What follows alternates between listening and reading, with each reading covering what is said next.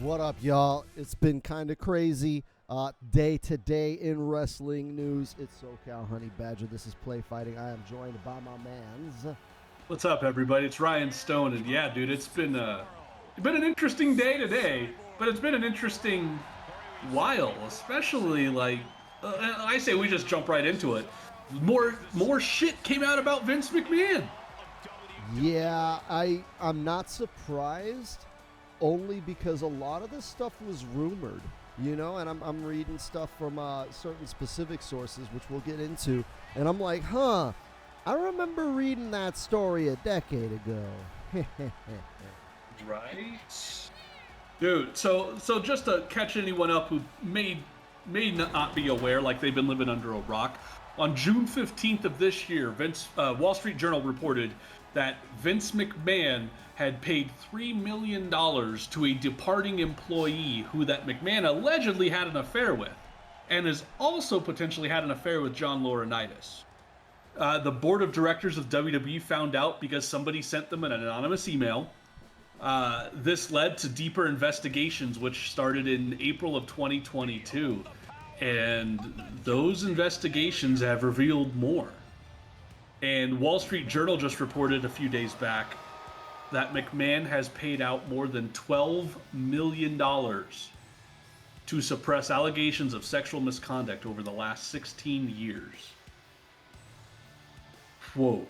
Yeah, again, the only shocker I have is that number is lower than I expected. I expected in the 20s and 30s, and I'm like, not even 15. The direct quote that I read from, this was on Fightful's website, the direct quote I read was, McMahon has paid out more than $12 million. Here's what I'm thinking. So that could be in the 20s, but right now they've only found about $12 million worth. Dude, this is gonna get real dark. There's probably more. Let me bring this in a really dark direction. Okay, looking at the numbers, we're looking at 10 years or 16 years. We've got 4 different women paid out $12 million. We've got one right now paid out $3 million. Dude, this shit was budgeted.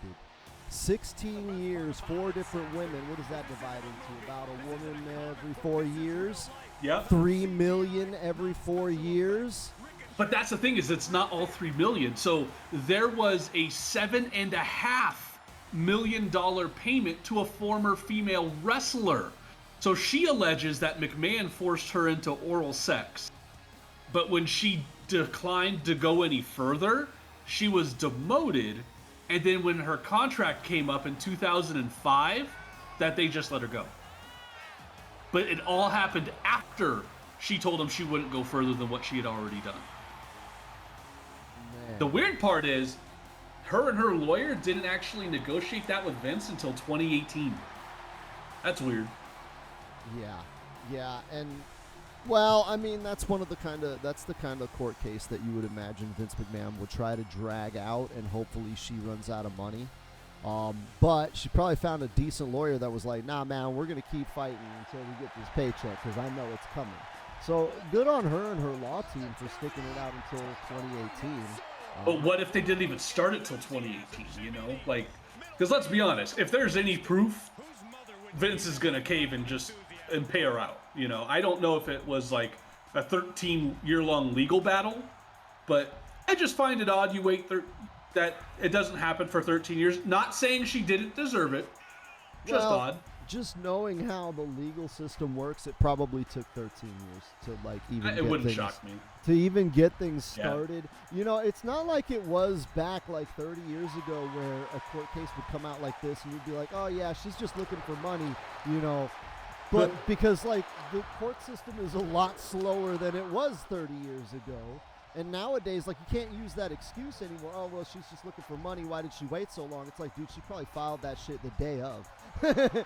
Well, let's be honest. I doubt she did it. That slow. I doubt she did it in 2005. I have a hunch of who I think it is, but I'm not going to say it. That's because it hasn't been publicly released, so I think it's kind of weird to say it. I have a hunch. Yeah, go back and look at who was rumors. Go back and look at who was released in 2005. Make an educated guess. That's all I did. I mean, like, the thing is, dude, the fact that they won't release the name, but they do release that it was someone that was a wrestler in 2005 does kind of narrow it down. It does. That's like there's like 10 people it could be, you know? Right. Yeah, that's the shitty thing, but yeah. But dude, I mean, there's more. They found another one where there was some other female who was associated with the company. I'm not sure. I don't know if she was a wrestler, backstage talent, or maybe not even on-screen talent. Maybe just worked backstage or worked at the offices or something. That she alleges that McMahon sent her unsolicited nude photos of himself. Damn, like Vinnie Mac's. There's little Vinnie Mac pictures out there. That's the kind of dude, that's the kind of rotten.com, like, morbid reality on Reddit kind of shit that, like, you're like, I don't want to see that, but I'm going to end up looking for it somehow. Like, fuck. Oh, it's so gross. Hey, babe, hey, look at this. Oh, it's so nasty, isn't it? I did this to you. It's so veiny. Right? Look. Oh, I hope I never come across that picture. I hope Twitter doesn't fuck me over and somehow send me that picture somehow into my feed or whatever. Dude, it's Vince McMahon's way of hitting us with the goat to prove it once and for all. Oh, God. I don't need to... Wait, hold on. If I see it, does that mean I could sue him? I guess it's only counts... Because I don't want to see it either.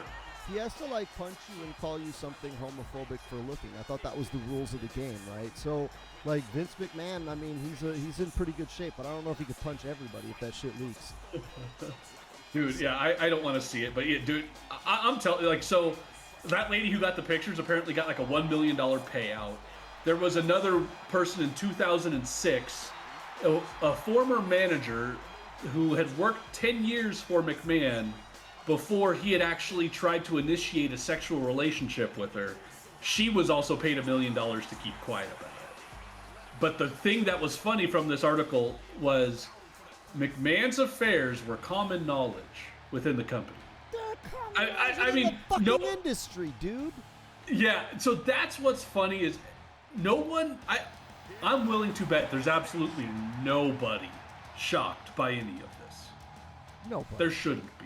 Dude, that's why he's walking around. Dude, he's walking around like his dick is 10 feet long. He's like, there you go, legal proof. I fucking nailed Trish Stratus, assholes. Right? Like, he doesn't fucking care. Everybody's fucking known. Everybody's known. Like, whatever. If he broke a law and he goes to jail is really the only, like, worst case scenario for him. I think the fact that it's, one, the unsolicited photos, that's going to screw him up badly. The two, anything where they were forced and then got retaliated against, done. Like, he's already broken law. Well, this is true. I mean, even still, even if all of this stuff comes up, like, that he didn't do anything, the fact that he still paid hush money is a misappropriation of funds, and they're a publicly traded company. So he's got some problems. Unless it's his personal. No, because he's got NDAs. I have yet to see anything that it was WWE money, like this was from a corporate account. So far, no one has alleged that. Dude, not saying it's not true. No, because but I haven't seen that. That would not be in the report. Dude, if they were reporting, they're reporting on this is an internal report from the corporation to report its internal documents. These are the numbers they found in their own internal investigation. The documentation is in the company, yes, but the money might not have come from the company. You see what I'm saying? Like, they filed it within the company, but he might have paid it out of pocket. There would be no reason for him to pay it out of pocket if it was being filed within the company. These are the kind of things that hush money means I want it to shut up and go away. He probably didn't have the personal funds to do it and dipped into the company coffers, and that's where we're getting into trouble. But they wouldn't be reporting, because, I mean, if Vince McMahon, excuse me, Vince McMahon spent $10 million on a fucking boat, the WWE's not going to put that in a corporate memo. They're not going to give a shit. Right? It doesn't matter what he does with his personal money. It's when he does something with corporate money that it must be documented. So we're getting into embezzlement issues. But he's also breaking laws here by potentially firing people for not having sex with him or demoting them, for sending unsolicited text messages to other employees of his wang. Like, right there's enough. Like, rich people paying people or having them sign NDAs after they hook up, that is not out of norm. I've read about it. I've read celebrities where they hook up with like a groupie, they make them sign an NDA so that they don't talk about it. I'm sure there's numerous corporate people who paid hush money. Hey, listen, I know we hooked up, but this will look bad on me if this ever gets out. You need to sign this. Here's some money. Because maybe they're married or whatever. Like, I'm not too worried about the hush money and the NDAs. It's the reasons behind it are the problem. It's just sad. Like, imagine, like, okay, we grew up, like, looking at, like, rock stars, like, banging groupies, and it's like, man, imagine if we grew up into rock stars. We'd be having groupies sign NDAs and shit. I don't know if I want to live that life. I'm kind of like, you know, I'm like, damn, man, it must suck to be famous now. Like, damn, the dream is dead. Nobody wants to be fucking famous anymore. No, they want to be famous, but they don't want the attention that comes with it. Right? Listen, I get it. I understand that side of things when it comes to certain things. Like, dude, you don't want your sex life talked about in public. There's a lot of shit that celebrities have to put up with because other people can't keep their mouths shut. Like, nobody gives a shit about what I did in my past. Really, no one. As long as it wasn't illegal, nobody gives a shit what I did in my past. But I bet you if I was famous, somebody would dig some stupid shit up.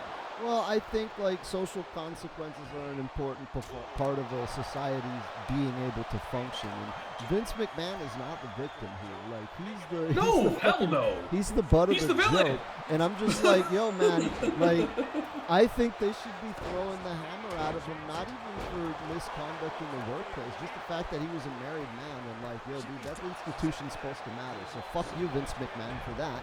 Right? And then, like, you know, the fact that you did this shit at work with fucking company money, it makes it 10 times even worse. Throw the book at this asshole. And oh yeah. I hope he's fired. I don't want him a part of the company. I don't want him having any say in the direction of the company. Like, dude, no. That he just get him out. It's just a damn shame because, like, God, like, Vince McMahon is the reason why this industry is respectable. Like, he's Chris Benoit himself. He really did. And it sucks that that's a thing that we can say, like, oh yeah, he Chris Benoit, and it's like, oh fuck, and we know what that means. Because dude, before Vince McMahon, right, wrestling was a scam.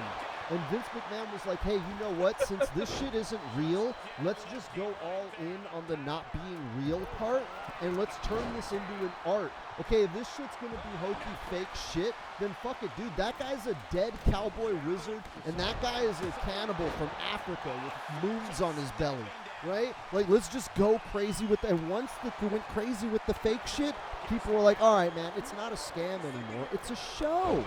And that was the greatest thing to happen to wrestling, and that was all Vince. And it's like, God damn it, dude, why did you, like, why can't our world have fucking heroes anymore? Like, why can't we just have a fucking Captain America? You know, why can't Superman be fucking real? Why do we have to have heroes where it's like, damn, man, Vince, you saved the fucking industry. You have helped so many people follow their dreams and achieve fucking a lifetime of fucking happiness for the fucking world, dog. The world, WWE and wrestling brings the world joy, and you are directly responsible for that, so why do you have to be such a fucking cock? That's what pisses me off. Bro, I hope you clip that rant and just put it as its own YouTube video on our page, because I think that's worth it, and I couldn't agree more. Right? It's like, God damn it, dude. Why can't we have fucking Why is it all the people that are fucking great are all fucking scumbags? Why are there no good people? I know there are good people out there. Bro, I know them.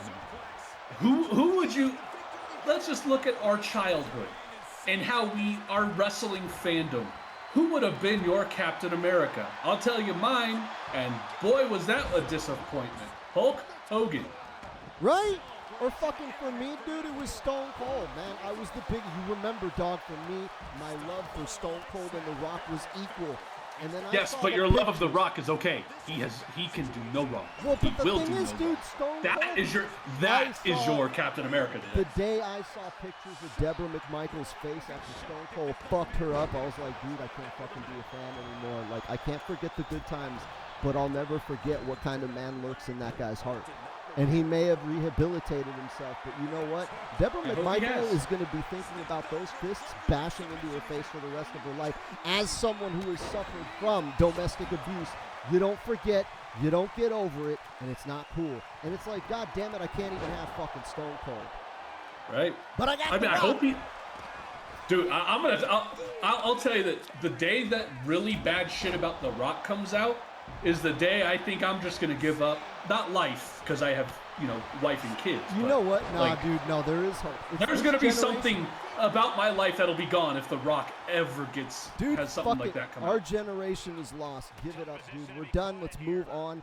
The next generation, because I'll tell you what, the kids growing up today, right? I was thinking, and I'm going to talk about a little bit of a personal thing right here, but my best friend, he passed away last year, and he was a big wrestling fan, and he was a black guy, and his favorite wrestler ever, for the longest time, Kofi fucking Kingston. And so when Kofi won the belt, dude cried because he was like, first of all, I never thought a black guy would win the belt. Second of all, I never thought Kofi, my favorite, would win the belt. And third of all, I never thought Kofi would do it first. So that meant a lot to him. And I look and I'm like, dude, Kofi, he's a family man. He won the belt. He brought his son on stage. He's just a regular dude. He doesn't have any bad stories. He's just a guy who loves wrestling and he's pretty fucking good at it. And kids look up to it. And I'm like, God damn it, why didn't we have more Kofis growing up? So I have faith in the future of the business because kids growing up are going to look up to guys like Kofi, like Big E, like Drew McIntyre, like guys that are just fucking regular ass wrestling fans that aren't scumbags. That don't have. I mean, I don't know if Drew McIntyre has a skeleton in his closet, but like, fucking Bobby Lashley, whoever the big guys are right now, they don't have these kind of problems that the guys we have because this shit about Vince McMahon coming out now, like we grew up knowing this stuff, man. When we were in high school, we're like, yeah, I bet you Vince is fucking hitting Trish, and we'd read the dirt sheets, sure. And the dirt sheets were like, yeah, Vince is really hitting Trish. It's not just a story. Blah, blah, blah, blah, blah. We grew up with that. And the kids growing up right now, and it's like, well, what does Bianca Belair do? Well, she's married to Montez, and he's a bad guy. Like, that's it. It's not even real drama for these kids. I envy them in that regard. You know what, though? You are right, because these kids today, like Big E, he seems like the most genuinely cool. I met him once at a signing at Comic-Con in San Diego. Super nice. I did the wrestler fist pose, and he had a funny look on his face because of it. Look at how he is and his positivity. Kofi, too. Woods as well. I mean, Woods has had controversy, but nothing, I would call... Woods' controversy was more for the memes, and, I don't know, sure. Dude. I was like, whatever, he fucking... Him and Paige had an adventure and they filmed it. I saw the video. They seemed to be having a good time. No harm, no foul. It was all in good fun. I'm pretty sure they're not happy. Wait, you didn't watch it? No, but here's the thing. But beyond that, you look at the New Day guys. I mean, come on. I mean, there's no, to me, if I was a kid, there'd be no better people that I'd want my children looking up to, in terms of not looking up to, not. I hate to say it because athletes, I wouldn't necessarily call them heroes. I guess maybe role models is a little too much too, because you don't want to map your life.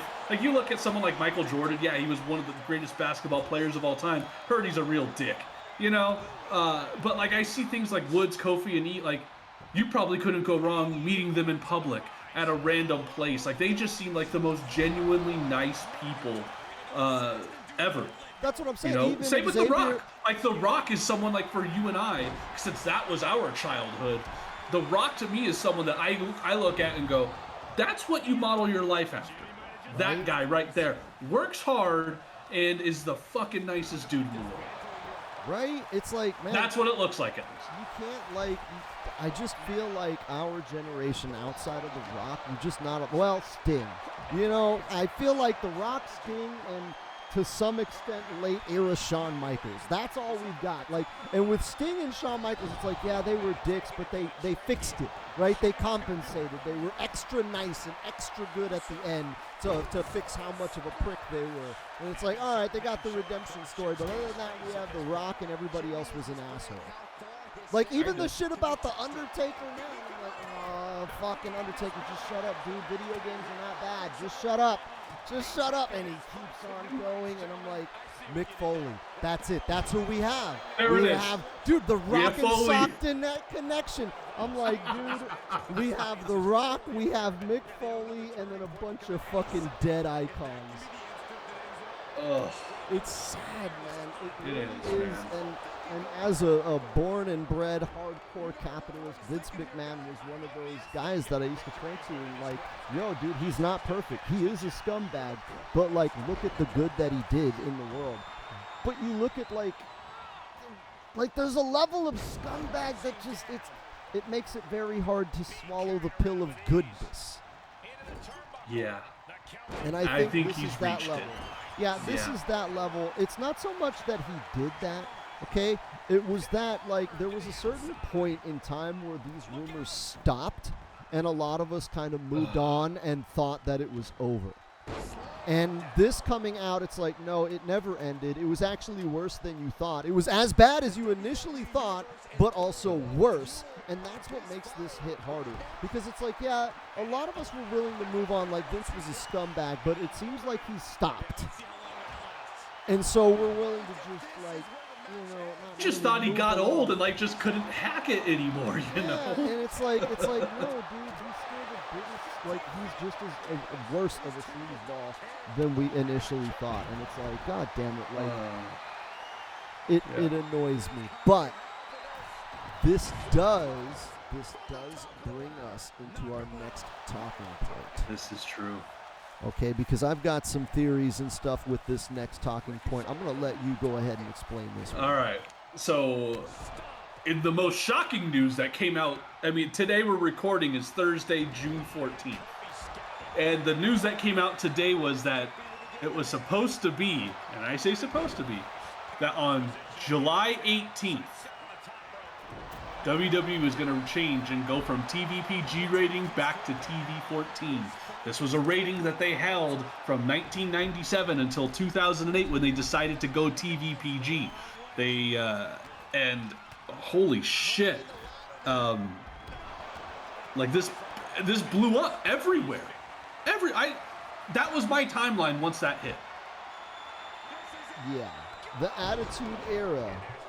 Okay, a return to TV14, I would dub the Attitude Era returns. Because that's what it was, yeah. Man, go on. So, man, like I said, that changed my timeline. My timeline was random shit, but all of a sudden, right after that, that was my timeline. But then, the same gentleman that broke the news, his name's Andrew Zarian. I believe he works for Wrestling Observer. He's the one that broke the news about it going to TV14 on July 18th. So it came out that this leaked due to an internal memo that was sent within USA Network stating that the change was happening on July 18th. Well, plans change, brother. Yeah, that doesn't work for me, brother. As of 4:29 p.m. Pacific time, Andrew Zarian posted, WWE will not be changing back to a TV14 rating on July 18th. While this has been in discussion and is in consideration, a date is not finalized.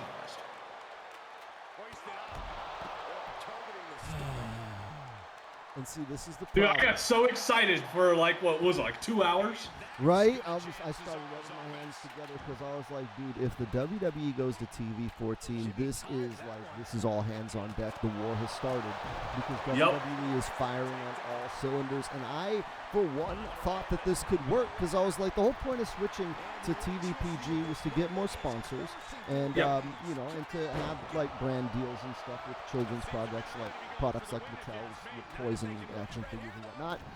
And so they could still I could do go that. into Right. Let me go. I can give you some details. So they said they made the change to TV PG. Linda McMahon was quoted in saying that she described it as a cradle to grave approach, which means we're going to get the younger viewers that will watch through adulthood, and it should encourage brand loyalty. Now, some of the side effects of it were, John Cena, his attitude adjustment. Well, it was called the FU. That had to change. That's why the One Night Stand pay-per-view became Extreme Rules. WWE stopped doing like the bra and panty matches. The girls stopped posing in Playboy. Going PG was why Bryan Danielson was fired when he choked Justin Roberts with the tie in 2010. And they made this change back in 2008. Yeah, and that was... The thing is, it's crazy too, because that was the time when the vast majority of the fandom that had checked out of wrestling, like, for sure. Like, a lot of people left with WCW, but the PG era and Super Cena, people just left the business. It was like... You were one of them. Yeah, well, I left during Katie Vick. I left long before Super Cena. All right, if you quit watching wrestling with Katie Vick, you do not forget Katie Vick. You're like, yeah, dude, the second Triple H was fucking a corpse, I was like, dude, I'm done with wrestling. I need to do narcotics instead. Like, I was like, I need to smoke more weed. This shit is done. I'm out of here. Right? But, like, that was the point when a lot of people dropped off. And yes. But that was also the point when WWE started making more money than they've ever made in the history of, like, business. Bingo. And it's crazy because, like, as WWE loses fans, they become more profitable.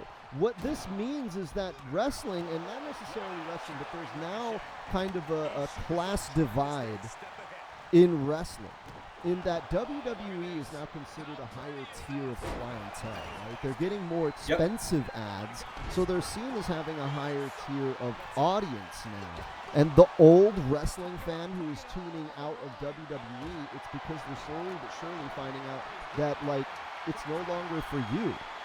WWE is catering to an audience that makes more money and is worth more money than the old school wrestling fan. And that's the crux of this. All of this shit goes back to WWE turned its back on its core fans in the name of money, and they've made that money, and AEW said, hey, we remember those fans, though. And WWE going back to TV 14 was my hope that WWE also remembered those fans. So, yeah, I really like that analogy. That I really like that. Dude, because it is a class thing. This is not a political, social, like, fucking podcast. This is a wrestling podcast. But this is on point because as wrestling fans, the class warfare has affected us our whole fucking lives. Okay, people are talking about this class warfare, and I'm like, no, you don't know what it was like to be a wrestling fan in 1992. Okay, before Stone Cold. Okay, back when I was sitting there, the only person on the planet who gave a shit what a 1, 2, 3 kid was, and I wanted a T-shirt.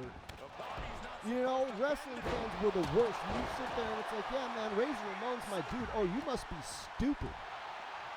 Dude, I got to tell you this. So I started promoting wrestling in 2007, and I knew of this. What you're talking about, the class warfare. Wrestling has always been considered lowbrow. They put it on the par of like when you make fun of like NASCAR and stuff.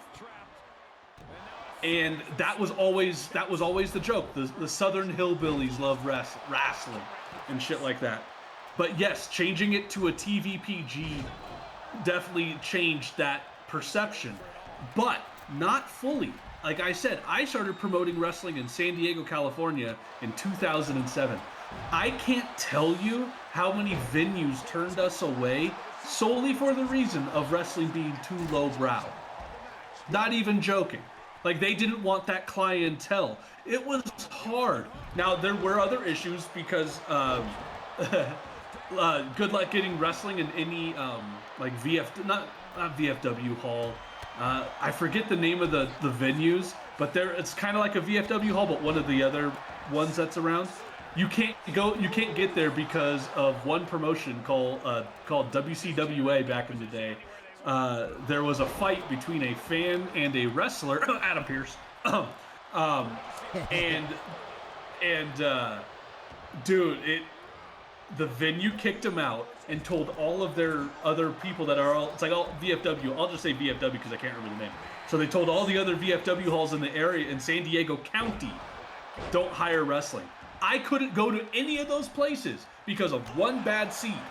And it wasn't, I don't think it was the, I know I coughed and said Adam Pearce. I don't think Adam was ever the one to blame. I don't remember the full story. I want to say the fan had a big part of it, as they usually do. But I don't recall the full thing. But yeah, dude, that venue was like, oh, you're done. And they had run that venue for years. Oh, you're done, get out. And they banned wrestling at every one of those venues. I had such a hard time finding a venue. I found one through a YMCA, but I had to pay out the ass in insurance. I mean, I was paying probably $1,500. That was before I even opened the doors. You know, I hadn't even paid the ring and the boys, and I'm already out $1,500. That's just for the venue because they wanted to make sure, because it's wrestling, we don't want to fuck it up. And dude, wrestling was still considered low brow. Like the looks I would get by people that ran these different venues like gyms and such, like, oh, you're wrestling? Dude, I'd get fucking poo-pooed right as soon as I said that. Like, it's shitty. It wasn't even so much low brow, it was low class. Poor people like wrestling. There you go. That's low brow, not in terms of the humor and the content. Yes, low class. There you go. Right? There's much better way to say it. Around it, dude. Poor people like wrestling. Okay, nobody says, when people say, oh yeah, the white trash, you know, NASCAR and wrestling. Okay, they're not saying rich white people. They're not. Why do you think Vince McMahon was the biggest bad guy ever? Because he was the rich white people. You know who hates rich white people more than anybody else? Poor white people. Well, no, poor white people. I'll say this. I'll say this about NASCAR. I would have thought the same thing, the same class of folks. I went to a bunch of NASCAR races. There's a lot of money there. There's a lot of money there. Holy shit. I did not realize that. But that's the same thing with wrestling. And I think that, like you said, with the change to PG, that brought in that clientele.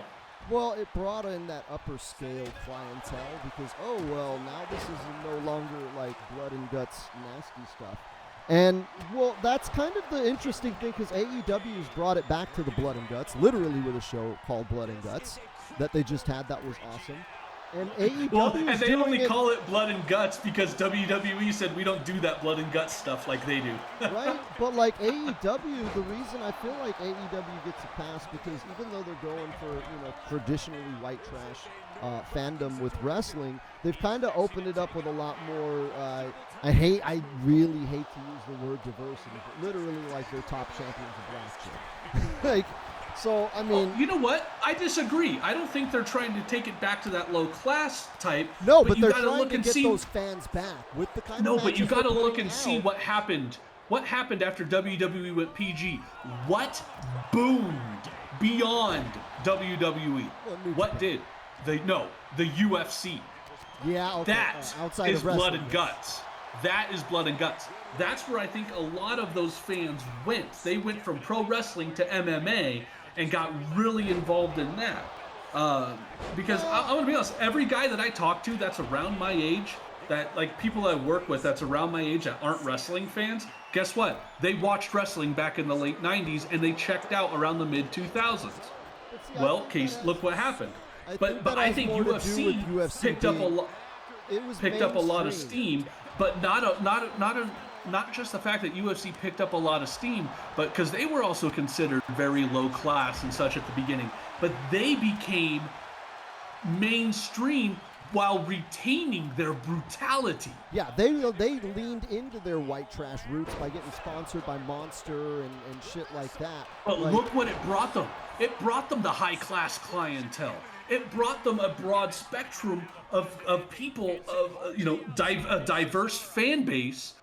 But like you said, they embraced their barbaricness.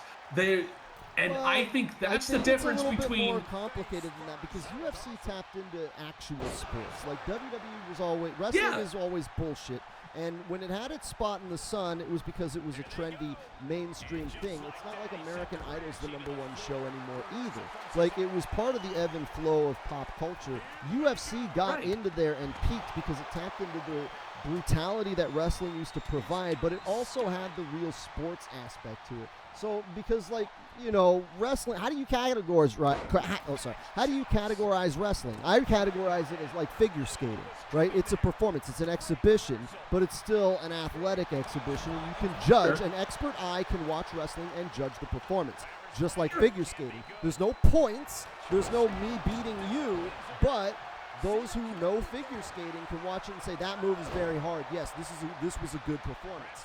And so I put wrestling on that level, but a lot of people, like, men don't want to admit that shit, that they like man figure skating. But UFC, right? UFC is fucking, it's man fighting, right? This is not an exhibition, this is a competition. Right.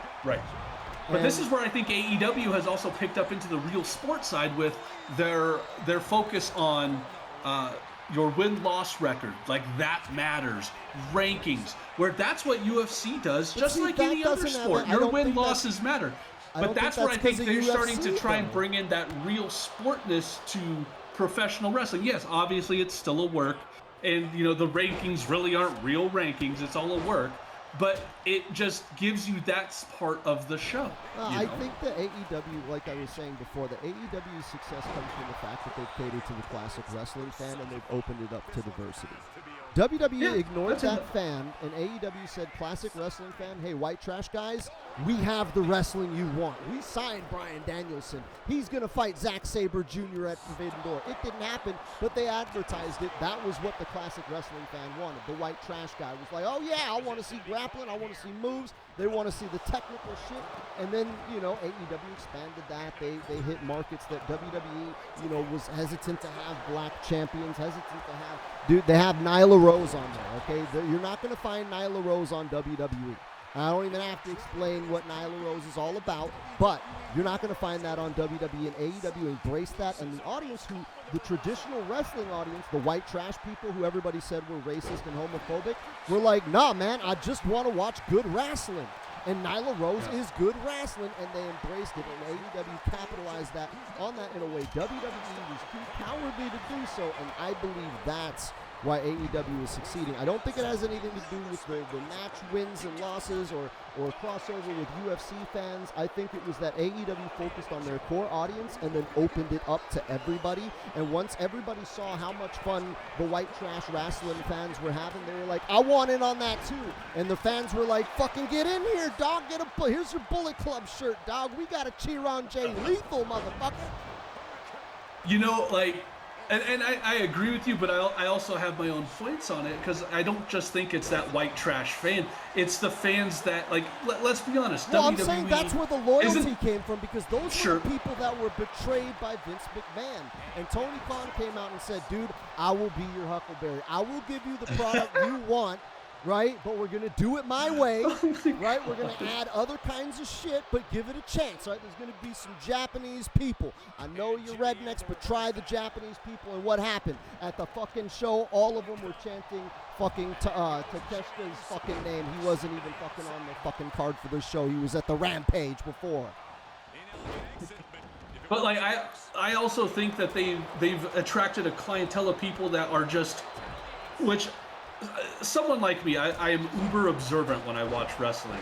I'm not necessarily, you know, the most nuanced, but I pick up on the little things that WWE does or mostly doesn't do.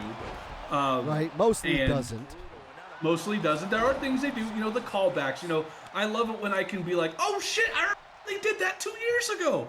And it pops me, you know, and a lot of time with WWE, it's because, you know, I don't think it's the creative doing it. I think it's the guys going, hey, you know, let's add this little thing to it. You know, I love the callbacks of, you know, just random lines that someone might say or things like that. I think that in AEW, I am rewarded for paying attention. And in WWE, for the most part, But see, that's I'm not saying you're going to be disappointed or you're going to be punished for paying attention, but you're just never going to get. You're not always going to get the payoff. But that's what where I'm I think saying. in AEW you get the payoff. I think that attracts a different than just the redneck side, like the brutal, the blood, and all that stuff, the Southern style. I think there is a lot to different people within wrestling that got turned off to WWE's product. What I'm saying, you're saying exactly, you're making my point exactly. Maybe I'm just weird, maybe I'm listening. No, here's the deal, is I said that by catering to the core wrestling audience, which is you and me, and giving us what we wanted, and you said the long-term storytelling, things that matter, the canon, the wins and losses, those are the things that matter to the hardcore wrestling fan that Vince just doesn't do anymore, and Tony Khan said, I will give you this, and because us wrestling nerds are having fun, like, dude, this shit is fucking dope, and getting hype and excited every week, other people that weren't, right, they're coming in and they're finding some shit for them, right? Are you trans? Okay, that's cool. Dude, we got Nyla Rose. It's awesome. Check her out. She's great. And you know what? The wrestling fans... And follow her on Twitter, because that's one of the best follows you can make. Right? But I'm saying the wrestling fans embraced it, because there wasn't shit like Nyla Rose before AEW. Not on a mainstream level, okay? Not on a mainstream, was hidden in the... And I knew there were trans wrestlers for a long time. Like, you know, we in the indie scene, we've known that. Nyla was big on the indies before AEW. So, like, we were exposed to that as hardcore wrestling fans, but the mainstream audience thought we were just a bunch of redneck, white trash, racist, homophobe, whatever, right? They thought we were just a bunch of MAGA hats and, oh, yeah, there's never been a black champion because we're all racist. And it's like, well, no. Like, there hasn't been a black champion because Vince never picked one. It has nothing to do with the rest of us. And plenty that we would have loved to be champion. Dude, I was an Ahmed Johnson, Mark. I'm not ashamed to admit it, even though you really shouldn't be admitting that anymore. I was a fan of Ahmed Johnson. All right, I'll take it. I'm going to be honest. I thought Shelton Benjamin had a shot to be a really big star for them. Right? So it's not that wrestling fans were that. It's just like apparently Vince McMahon was, and like we were just kind of stuck with him in charge. But AEW opened that up and said, listen, man, wrestling fans aren't what you think they are. Check out their shit. Look at how much fun they're having. That's why they made such a big deal with crowd shots, right? WWE hardly uses crowd shots. In fact, they fucking recycle them now. Except when Vince comes out and they just show people bowing to him. Jesus Christ. Right, but they recycle them now. What was it? The fucking one girl was like, hey, dude, that was me when I was 12 on Raw last night. Like, that show was old. And it's like, dude, you're not even showing the crowd now because they're not hyped for the product. AEW. You know what? I think that was I want to say that was like a promo package, but it was like last week on Raw, and they showed it, but it was like they took that old crowd shot and mixed it into a recap of like the previous week's Raw, and it's like, well, that's so disingenuous, dude. That's right? Bullshit, right? AEW doesn't do that shit. They said, hey, listen, like wrestling and wrestling fans are not what you thought. Come check it out. Give us a chance, right? They got Shaq in there. Shaq didn't want to fuck with wrestling. He fucking backed out of his match with Big Show. I don't want to do this. AEW said, listen, give it another shot. And what happened? Shaq, he's in wrestling now. You know, it's and like... that was Jade Cargill's debut? Right, and I think that is something that should be noted, and I think that's the biggest reason why AEW is succeeding today, is because they tapped into an audience that WWE ignored. And I'm not saying minorities and diversity people. AEW tapped into wrestling fans. WWE ignored wrestling fans. AEW said all wrestling fans all over the world, I don't care. Are you Japanese? Are you Korean? Don't give a fuck. Are you gay? Do you like dudes? Doesn't matter. Are you a wrestling fan? That matters. Get in here, buddy. It's time to party.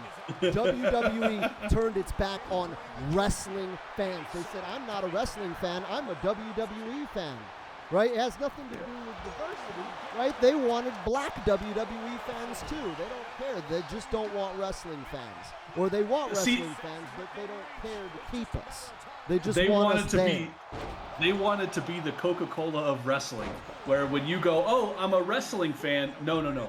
I like WWE. When you go to a restaurant, do you order Pepsi? No. Most of the time you say Coke. Unless you're white trash, then you order pop. And I think that's kind of the issue that Vince was going for. But you know what I'm saying? Like, that's what they wanted. They wanted that brand recognition. You know, you got a runny nose? Oh, I better go get a Kleenex. You mean a tissue? You know, like that's they wanted that brand recognition. Oh, I'm not going to go watch wrestling. I'm going to go watch WWE. And I'm going to be honest, whenever I talk about wrestling with people who aren't fans or never really were, it's like someone asked me the other day, because on my shoot job, I have a profile icon, and it's me when I was wrestling. And somebody asked me about it, and they're like, what is that? And I said, oh, I used to be a professional wrestler back in the day. And they're like WWE? Yep, and I did just like that. Because they don't understand it. I like that wrestling has that ubiquity within the world, that people know about it enough to know what the biggest company is, but I hate that because that means that WWE controls the narrative, right? And I'm not talking about that company. You can't say that. No, I'm just saying that WWE, in the position that they are, where WWE is known as the placeholder for wrestling, that means they define what wrestling is, and that pisses me off as a wrestling fan because the wrestling is way more than what WWE offers, okay? They're doing shit in New Japan you're never going to see in WWE. They're doing shit in Impact you're never going to see on WWE. The wrestling universe is bigger than WWE has ever been, even at their peak. Even at the biggest they ever were, it was only because they were fighting WCW. Wrestling has always been bigger than WWE, and it makes me kind of sick that they've kind of hijacked the narrative to where now wrestling was not something that WWE was a part of. Wrestling is now something that is a part of WWE, and that's disgusting because wrestling is something aside, right? It's not just another act on a variety show, okay? Stand-up comedy exists outside of the Apollo. Just like wrestling exists outside of WWE. No, you don't get to control the narrative. You don't get to control what people define wrestling as. It's not going to happen. Not on the watch of us fans. Because when you were all that we had to watch, there were people like me that tuned out, and there were people like you that kept watching Ring of Honor. Dude, I got into... I really only stopped watching WWE back in 2020. Yeah, and I started fading out. I started fading out in 2019, but I cut it off in 2020, and I didn't come back until this year. I stopped in 2018 when I really stopped. When I knew that Rusev was never going to get pushed to the max, that was when I kind of started tuning out.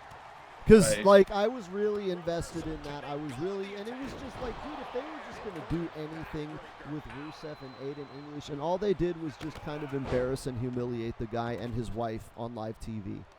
Yeah. And it's like, wow, I really wanted, even if he was a bad guy and he was just an evil dude, they just went out of their way to humiliate him and do a cuck storyline. That is never, ever appropriate. Nobody wants to watch that. Nobody thought it was funny. Even Bobby Lashley, who was the guy cucking the broad, found it in bad taste. And that was when I was like, yeah, I just kind of don't give a fuck about what they're doing anymore. That's what happened to me. Yeah, and maybe it was around that time I started checking out, but yeah, I started to, but I'll be honest, I'm interested if they move to this TV 14. I want to see what they do, but it's funny. So I was actually having a conversation with my wife the other night, and we were watching, I think we were watching Raw. Yeah, because we were watching it on Hulu on Tuesday evening, and I paused it and I just said, I'm scared for what's about to happen. And she goes, what do you mean? And I said, let me, I'm not scared like I'm afraid bad things are going to happen. I said, I'm afraid, I've seen this before. I said, I'm getting flashbacks to 1995 right now. And I said, this was when WWF was at its lowest. And WCW comes on the scene and goes right on Nitro. And yes, they weren't winning the ratings until after the NWO formation in July of '96. But I said, and we're not there yet. AEW hasn't beaten WWE in the ratings. They haven't had their Scott Hall on Nitro moment. Right. But I said, but here's the thing. They're already creating a big wave of momentum. I said, now, what's really going to matter here is the whole thing with Vince. Is he innocent? Is he guilty? Is he booted out of the company? Does he remain in creative? And I said, here's the thing. I said, take that off the table. When his back is against the wall, he figures shit out. He puts the right people in the right places, and he gets shit figured out.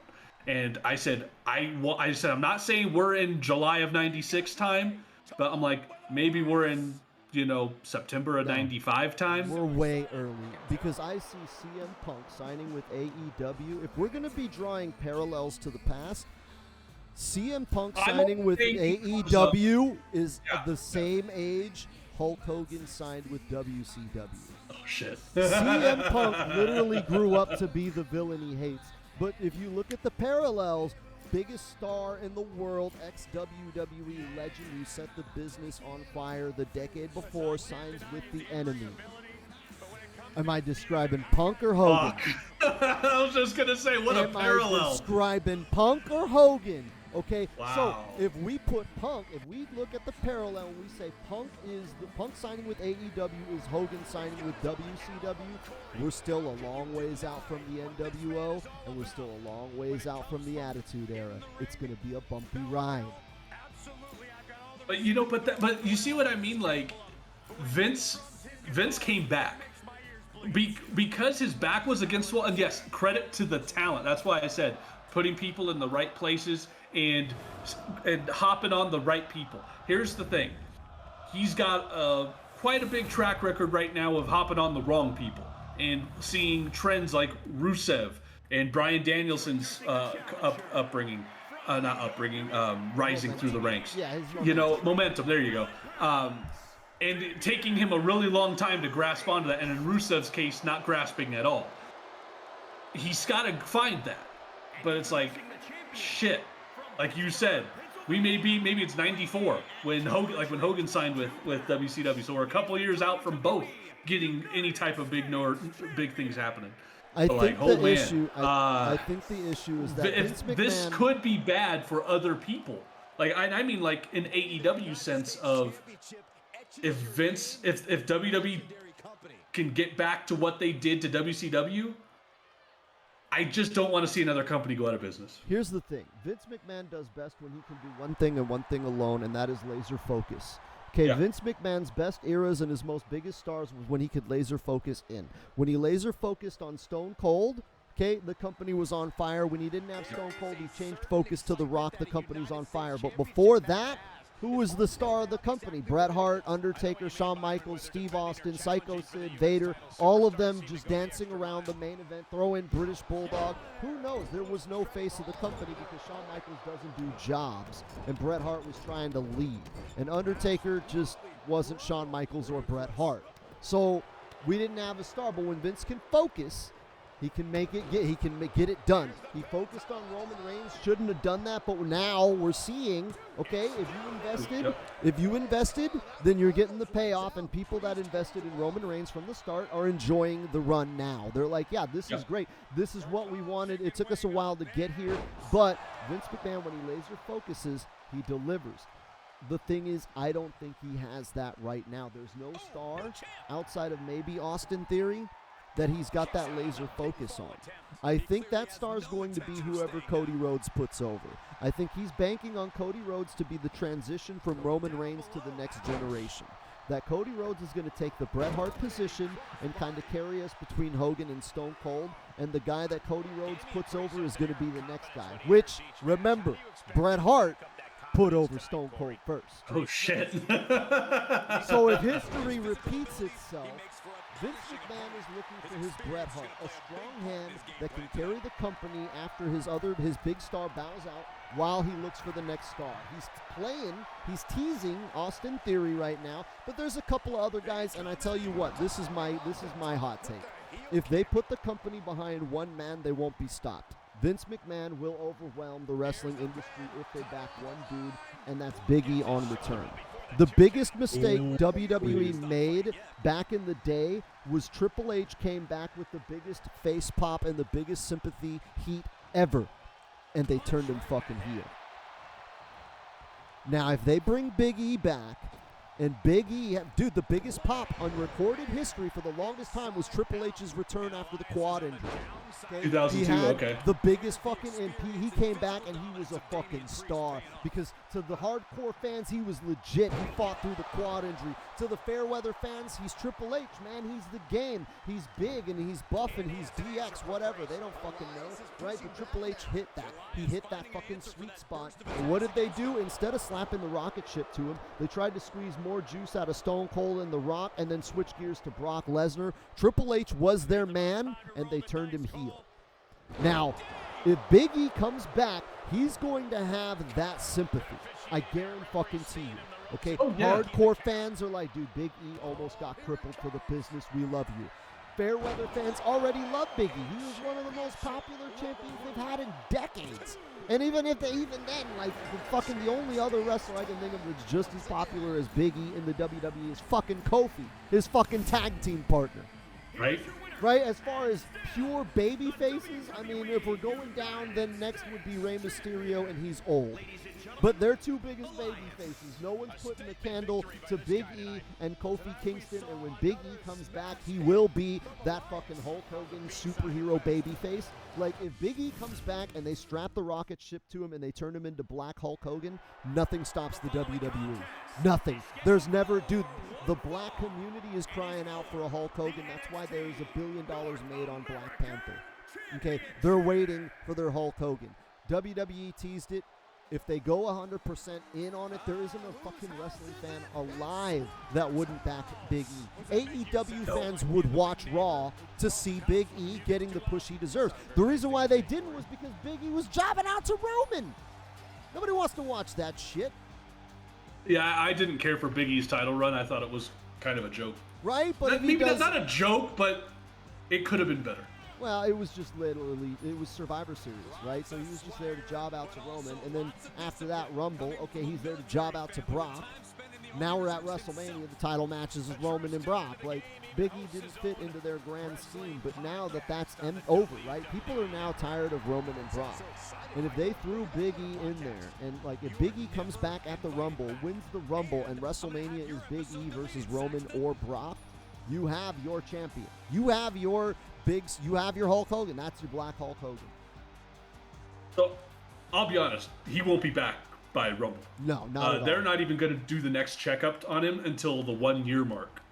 I don't even think he's going to be back. I honestly don't know how he's going to get back into the shape that he was in, within 2 years. Like, I think we're looking at it's good that he's not on the neck brace anymore, but now we're looking at months of him basically being immobile. And to get back into that shape where his body can handle the stress of the ring regularly is going to take time. And Big E is patient, and he's not going to rush this. So I know it's going to take time. Yeah, it's going to be. I'm hoping he comes back. You know, I saw. I didn't read the article. I just saw a headline, and it said something like, "He's at peace if he never wrestles again." But I don't think that's the case. I think I saw something else where he even said, doctors are pretty sure I'll be back. And I hope so. But it's just going to take the time. I mean, he broke his neck. Because the last thing he said about that I saw was something wasn't happening as quickly as they hoped. Next time they'll check is at the 1 year mark. Let's just put it this way. That was the same bump and the same injury Henry Godwin took, and Henry Godwin retired immediately after. The fact that Big E is a question mark, I think, is a kind of a marvel of modern science. Like, this is a career-ending injury. Okay, the fact that Big E's career is not over, that there is hope, to me it's kind of, awe-inspiring. It's like, damn, look how far science has gone, dude. Henry Godwin took the same fucking fall. It was a doomsday device, but he fell at the same angle. It was the same bump, and Henry Godwin hung up his boots afterwards. And Big E hung up his boots, but he may put them back on. So I think that's really cool, and I'm always glad to see wrestlers coming back because, like, nobody does this shit for the money. Like, nobody. I don't care what you think about whatever mark-ass, dumbass tweet you're about to tweet about, whatever mark-ass, dumbass opinion you have about whatever wrestler it is. Know this. Your opinion is bullshit, and you're just a stupid fucking mark, because nobody, I'm telling you, nobody does this shit for their fucking money. Okay, Rick Boogs didn't come up from the fucking independent scene. He may or may not have been a lifelong wrestling fan, but I guarantee you he didn't tear his knee in half because he was getting a fat paycheck from Vince McMahon. Once you get in, you get the bug, you get the love for the business, and you're not letting it go. And so Big Look at AJ. Right? Big E, he's not like us. He didn't grow up dreaming of being in the business, but I'm guaranteeing you he's not going to let his career end like that. No, I don't think so. I think, like you said, I think he's got that bug for it. You know, his calling. Only once. I've only seen one person beat the bug, and that was Monty Brown. And that was the nobody hears from him. Dude, because he quit wrestling. Those of you that don't know, right, before we end this podcast, let's give a shout-out to Monty Brown, also known as Marcus Corvon. He was an NFL star. He won the Super Bowl, gave up football to go into wrestling. He was fucking amazing. No one has ever been able to pull off a pounce nearly as good as him in the years since. Like, he made that, that move is his move. Okay, retire it. Until you can do it as good as him, you're not allowed. And no one can. But he joined WWE, and everybody thought he was going to get the rocket ship, right? And that goes back to the black champion. Everybody was like, Monty Brown is going to be the first black champion. And then what happened was some family tragedies happened. He had to leave the business to go take care of family issues, and he said, you know what, I don't want to travel. I want to take care of my sister's daughter, and I'm going to go be an uncle, and I can't be a wrestler anymore. And he gave up the business to do the right thing, and that's the only time I can ever think of somebody giving up the bug. Because everybody else, they don't walk away until they can't walk away. Oh, God, ain't that the truth? Right? You have your last match when your doctor says you had your last match. But Monty Brown, you know what? Big claps to him. He walked away to do the right thing for family, and I don't think any wrestling fan holds that against him. If anything, that has only made his pounce even more legendary. Google it. YouTube it. No one can do that move as good as that man. Dude, to tack on to that about the bug. So I wrestled. We started training in 2002. I took a break to finish school. I started back up again in 2004. And from 2004 till 2014, I wrestled pretty much every weekend. And there was a good few years there where it was multiple times every weekend, 2-3 times every weekend at different shows. I stopped being active in October of 2014. I guess I could say I officially had my last match in February of 2017. So when I was moving out to Colorado from California, one of the promoters from SoCal Pro was like, "Hey, let's get one more match." And so we did one where it was, the go away. And but I got to say this: there's not a day that goes by that I don't want to get into a wrestling. Right, dude. Me knowing that my next bump is my last bump, dog. It never goes away. The only reason why I haven't taken that bump is because it would be my last bump. But right. It never goes away, dude. It does it until the industry, and that's why I have nothing but respect for Monty Brown, because the industry, there are many people who put family on hold for this business, and he didn't. He didn't. Yeah. But the rest of us, we don't walk away until we're too broken to get up. Then we're even sad that we can't walk away. Dude, and the reason I walked away was because I was in constant pain. I had compressed my spine in 2009. Hey, that right. And in 2014, it came back, and I was just in constant pain 24/7. And that's why I stopped wrestling.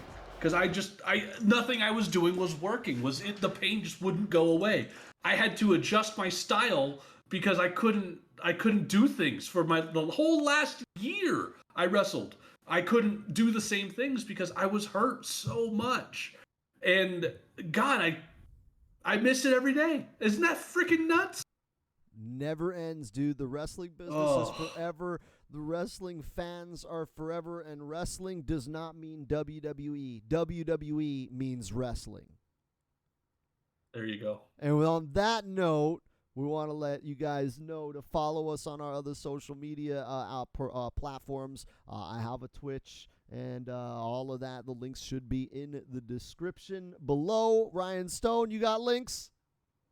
The links will be in description, but I only have one thing. At Ryan Stone SD on Twitter. Come find me. Right, and with that, I want to thank you guys for stopping by on Play Fighting.